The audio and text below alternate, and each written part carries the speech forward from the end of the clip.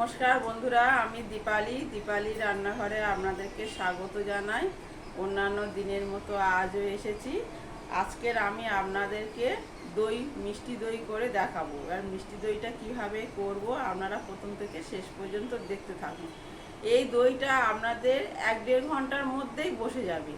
এবারে অনেক সময় কি হয় বলুন তো, যে দইয়ের মাপটা ঠিকঠাক যদি না থাকে দইটা কিন্তু বসতেই চায় না।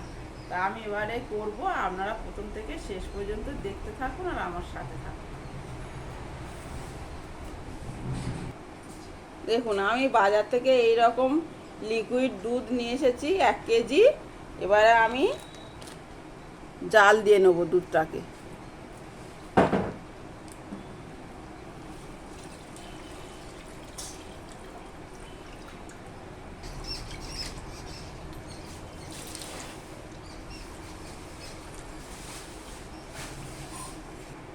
এখানে দুধটা ফুটছে, আমি এখানে 2 চামচ দুধ তুলে নেব।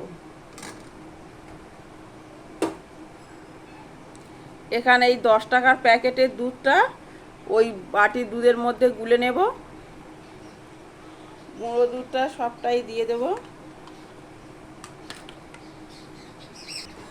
দুধটা যখনই ফুটবে তখনই বারে বারে দুধটাকে এরকম নাড়াচাড়া করতে হবে। আর এই রকম ধারে যাতে না জমাট বাঁধে, সেই দুধের সরগুলো এই রকম করে নামিয়ে দিতে হবে, দিয়ে ভালোভাবে নাড়াচাড়া করতে হবে।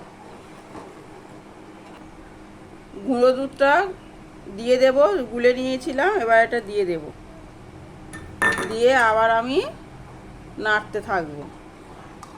এবার আমি চিনি দেবো। চিনির মাপটা একদম পারফেক্ট দিতে হবে। এখানে আমি হালকা হালকা মিষ্টি এবং হালকা টক মিষ্টিই থাকবে, তার আমি এখানে 50 গ্রাম চিনি মেপে নিয়েছি মুদিখানা দোকান থেকে। এখানে 2টো ছোট এলাচ নিয়েছি, এলাচ দুটো ফাটিয়ে ফেলে দেব। দুধটা আমি 20 মিনিট ধরে জাল দিয়েছি। এবার আমি গ্যাস বন্ধ করে দেবো, দিয়ে আমি দুধটা এবারে ঠান্ডা করব। কিন্তু ঠান্ডা করার সময় আপনাদের কিন্তু এই নাড়াচাড়াটা বন্ধ করা যাবে না, মাঝে মাঝে এরকম করে নাড়তেই থাকতে হবে যাতে না শর্টটা পড়ে। দিয়ে এবার ঠান্ডা করে নেব। এখানে আমি 2 চামচ টক দই নিয়েছি। একদম মানে জল থাকবে না, একদম টাইট শুকনো মতো দেখে নিতে হবে। এটা আমি ভালো করে এই রকম চামচ দিয়ে বেশ খানিকক্ষণ ধরে এটাকে একদম মিহি করে নেব, যাতে এর মধ্যে কোনো দানা ভাব না থাকে। এই দেখুন, এত সুন্দর মানে করে ফেটে নিতে হবে। ফাটানোটা দেখুন, একদম কোনো দানা নেই। দেখুন, এখানে আমি মাটির ছোট ছোট 2টো খুঁড়ি নিয়েছি। এটা ভিতরটা পরিষ্কার করতে দেখুন আমি এখানে লবণ দিয়ে পরিষ্কার করে নেব।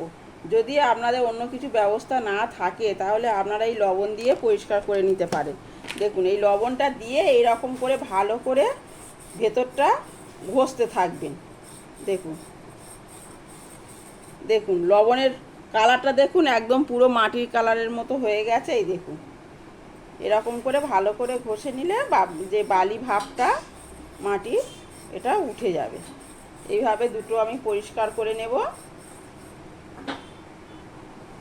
লবণটা ফেলে দিয়ে শুকনো কাপড় দিয়ে এটা মুছে পরিষ্কার করে নেব।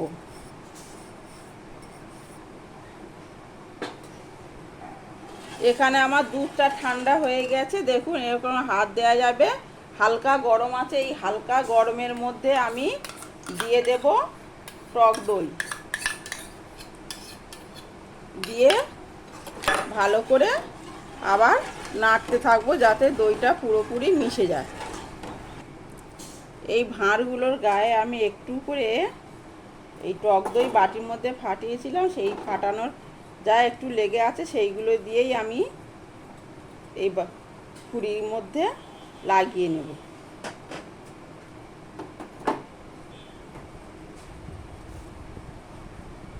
একদম সম্পূর্ণ ঘরোয়া পদ্ধতিতে এই দইটা মিষ্টি বা সামান্য একটু টক টক থাকবে, টক মিষ্টি ভাবেই করব। সবকটাই এখানে দেখুন এটা আইসক্রিমের মানে বক্স নিয়েছি, আর এখানে এমনি আমাদের নর্মাল যে কন্টেনারগুলো হয় ছোট ছোট, সেই কন্টেনার নিয়েছি। এবার আমি একে একে ভরে নেব।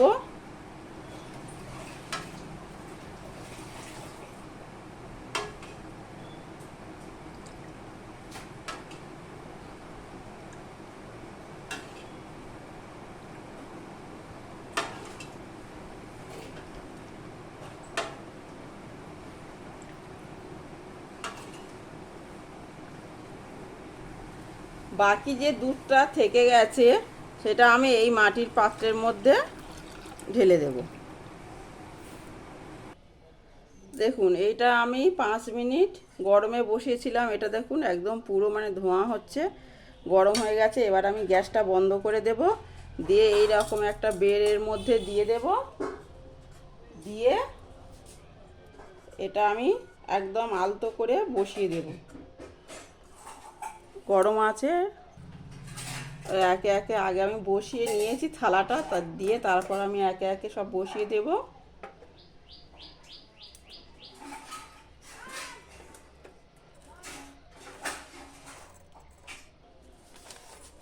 ওপর থেকে একটা পেপার ঢাকা দিয়ে দেব, দিয়ে আমি এই ঢাকাটা একদম ঢাকা দিয়ে দেব, দিয়ে একদম 1 ঘন্টা রেখে দেব।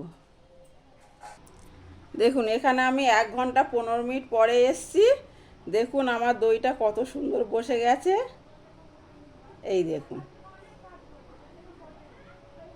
এটা আমি আবার 15 মিনিটের জন্য ফ্রিজের মধ্যে রেখে দেব, দিলে এটা ঠান্ডা হয়ে যাবে, খেতে খুব ভালো লাগবে।